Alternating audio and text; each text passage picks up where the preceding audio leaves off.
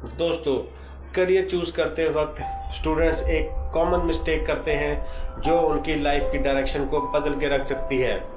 और सबसे शॉकिंग बात ये होती है कि उनको ये पता भी नहीं होता कि वो ये गलती कर रहे हैं। ज़रा सोचिए, दो स्टूडेंट्स हैं, एक स्टूडेंट ने इंजीनियरिंग कर ली है, डिग्री उसके हाथ में है, दूसरे स्टूडेंट ने बीएससी की है और डिग्री उसके भी हाथ में है। बट 5 साल बाद एक स्टूडेंट अपनी लाइफ को, अपनी जॉब को बहुत अच्छे से एंजॉय कर रहा है, बट जो दूसरा बच्चा है वो हर मंडे को ये सोचता है कि यार मुझे ऑफिस क्यों जाना है, मुझे ऑफिस जाने का मन ही क्यों नहीं होता। तो प्रॉब्लम ये नहीं है कि किस बच्चे ने कौन सी डिग्री ली है, प्रॉब्लम सिर्फ ये है कि किस बच्चे ने अपने करियर को किस डिसीजन से चूज़ किया है, कैसे चूज़ किया है। और आज हम बात करने वाले हैं कि करियर चूज़ करते वक्त होने वाली सबसे डेंजरस मिस्टेक्स की। और इसमें से नंबर 1 मिस्टेक है दूसरों के रोड मैप पर अपनी लाइफ को चलाना। बहुत से स्टूडेंट्स करियर इसलिए चूज़ करते हैं क्योंकि सब दोस्त वही कर रहे होते हैं, इसलिए वो भी उसी डायरेक्शन में बह जाते हैं। दूसरा, फैमिली ने सजेस्ट किया तो ये वाला करियर चूज़ कर लो। तीसरा, सोसाइटी में उस प्रोफेशन की रिस्पेक्ट सबसे ज़्यादा है। और नंबर 4, लोग ये सोचते हैं कि किसी ने उनको बताया होता है कि इस प्रोफेशन के अंदर सबसे अच्छे खासे पैसे कमाए जा सकते हैं, तो वो उस प्रोफेशन को चूज़ कर लेते हैं। लेकिन एक प्रॉब्लम है, जिस रोड पे हो सकता है कोई XYZ के लिए सक्सेस लिखी हो, ये ज़रूरी नहीं है उस रोड पे चलने से आपको भी सक्सेस मिलेगी ही मिलेगी। फॉर एग्जांपल, 2 बच्चे थे, एक का नाम अमन है, एक का नाम राहुल है। अमन को बचपन से ही मशीन्स को छेड़ने का, मशीन्स को खोलने का शौक है। राहुल को शौक नहीं है, राहुल को शौक है लोगों को समझने का, लोगों के ह्यूमन बिहेवियर को समझने का। बट क्या हुआ, दोनों बच्चों ने एक ही डायरेक्शन में बह गए दोस्त होने की वजह से, और दोनों ने सेम कोर्स ज्वाइन कर लिया, सेम इंजीनियरिंग कर ली।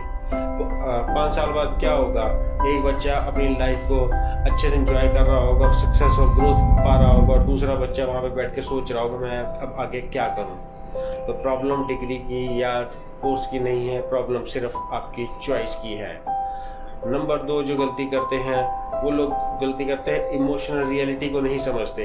इमोशनल रियलिटी क्या होती है, लोग जनरली ये समझते हैं करियर सिर्फ पैसे कमाने का एक मीडियम है, लेकिन वो इस बात को नहीं समझते कि जो भी आप करियर चूज़ करने वाले हो, आने वाले फ्यूचर में हज़ारों दिन आप वहाँ पे स्पेंड करोगे।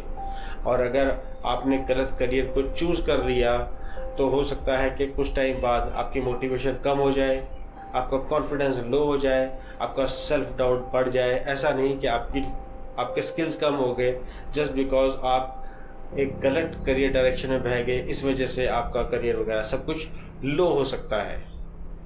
इसमें थर्ड हिडन रूल ये होता है, जो करियर का हिडन रूल होता है, कि मार्केट की डिमांड भी चेक करना इम्पॉर्टेंट है, लेकिन सेल्फ अवेयरनेस उससे भी ज़्यादा इम्पॉर्टेंट है। आपको ये समझना होगा, अपने आप से क्वेश्चंस पूछने होंगे कि मुझे किस टाइप का काम करना पसंद है।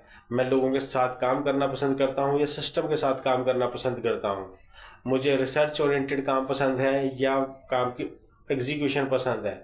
मुझे अकेला काम करना पसंद है या टीम में काम करना पसंद है। जब तक आप इन सवालों के जवाब नहीं खोजेंगे, जब तक आपके पास इन सवालों के जवाब नहीं होंगे, तब तक आपको हर एक करियर ऑप्शन गलत ही लगेगी।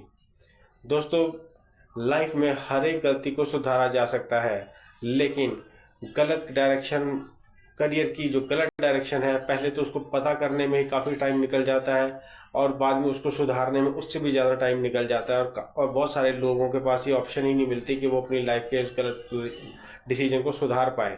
इसलिए जब आप आज अपनी लाइफ का करियर का डिसीजन ले रहे हैं तो बड़ा सोच समझ के लीजिए, और जो जैसे मेरे वीडियोस में मैं जनरली बताता हूँ, इन क्वेश्चंस को पूछिए और उसके अकॉर्डिंगली डिसीजन लीजिए। क्योंकि सक्सेसफुल लोग वो नहीं होते जो लोगों को कॉपी करते हैं। सक्सेसफुल लोग वो होते हैं जो खुद को समझकर सही डिसीजन लेते हैं और फिर आगे बढ़ते हैं। अगर आप भी एक स्टूडेंट हैं और एक पेरेंट हैं और करियर से रिलेटेड रियलिटी ओरिएंटेड कंटेंट देखना चाहते हैं तो मेरे वीडियो को लाइक शेयर और सब्सक्राइब जरूर करें, और जिनको को इसकी ज़रूरत है उसके पास आप मेरी वीडियोस को भेज सकते हैं। तो बने रहिए मेरे साथ ऐसे ही वीडियोस के लिए। मैं आपके और आपके बच्चे के बेस्ट फ्यूचर की कामना करता हूँ। Thank you so much.